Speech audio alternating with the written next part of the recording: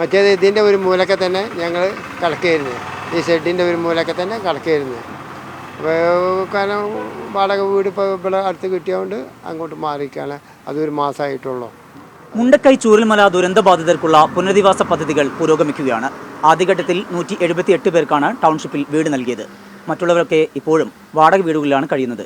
അവരിൽപ്പെട്ടവരാണ് അബ്ദുറഹിമാനും ഭാര്യ ജമീലയും. നമുക്കൊപ്പം ഇരുവരും ചേരുന്നുണ്ട്. അന്ന് അപകടമുണ്ടായ ശേഷം ഇങ്ങനെ ഇങ്ങോട്ട് മാറി വന്നതാണല്ലേ? അതെ, ഞങ്ങൾ 900 കണ്ടിയിൽ കള്ളാടിയിലായിരുന്നു. റിസോർട്ട് ടൂറിസ്റ്റുകളെ ഇതിന് വേണ്ടിയിട്ട് നിൽക്കുകയായിരുന്നു. അപ്പോൾ ഇത് സംഭവിച്ചതിൻ്റെ ശേഷം പിന്നെ ടൂറിസ്റ്റുകൾ വരുന്നില്ല. വന്നവർ കാണുന്നുണ്ടെങ്കിലോ ഭക്ഷണമൊന്നും കൊടുക്കാനും അവരൊന്നും കഴിക്കുന്നില്ല. അവരെന്നെ കുടിക്കാനുള്ള വെള്ളം പോലും അവർ കൊണ്ടുവരികയാണ്. അപ്പോൾ യാതൊരു നിവൃത്തിയില്ലാത്തതുകൊണ്ട് വീടും നിൽക്കാൻ പറ്റില്ലല്ലോ. അപ്പോൾ ഈ കുമിട്ടി അവിടുന്ന് എടുത്ത് വന്ന് ഈ കൽപ്പറ്റ ബൈപ്പാസിൽ ഇവിടെ വന്ന് നിന്ന് അങ്ങനെ എന്തെങ്കിലും നമുക്കൊരു കച്ചവടം ചെയ്യാലോ എന്ന് പറഞ്ഞിട്ട് അങ്ങനെ നിൽക്കുകയാണ്. പിന്നെ പുരയൊന്നും കിട്ടിയിട്ടില്ല. വാടക വീട്ടിൽ തന്നെയാണ് താമസിക്കുന്നത്. ഇപ്പോൾ വാടക വീട്ടിൽ താമസം തുടങ്ങിയത്. മറ്റേത് ഇതിൻ്റെ ഒരു മൂലക്കെ തന്നെ ഞങ്ങൾ കിടക്കുകയായിരുന്നു. ഈ ഷെഡിൻ്റെ ഒരു മൂലക്കെ തന്നെ കിടക്കുകയായിരുന്നു.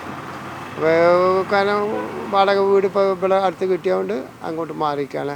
അതൊരു മാസമായിട്ടുള്ളൂ. അതുവരെ പിന്നെ എന്തെങ്കിലും ജീവിക്കേണ്ട നിലയിലേക്ക് എന്തെങ്കിലും ഒരു പരിപാടി ചെയ്ത് ജീവിക്കണമല്ലോ. അതിന് വേണ്ടിയിട്ട് അങ്ങനെ നിന്നുകൊണ്ടിരിക്കുകയാണ്. ഇപ്പോൾ ലിസ്റ്റിൽ വന്നിട്ടുണ്ട് ഒരു പെര വന്നിട്ടുള്ള ലിസ്റ്റിൽ. ആ ഒന്നും കിട്ടിയിട്ടില്ല. അടുത്ത് കിട്ടും എന്നുള്ളൊരു പ്രതീക്ഷയിൽ നിൽക്കുകയാണ്. ഇവിടെ ഭൂമിയൊക്കെ കുറേ ഉണ്ടായിരുന്നോ? രണ്ട് സ്ഥലം 2 വീട്. അവിടെ കൃഷിയോ എന്താ ഉണ്ടായിരുന്നത്? മുളക് കാപ്പിയൊക്കെ ആയിട്ട് കഴിഞ്ഞു. വരുമാന മാർഗമായിരുന്നു അത്.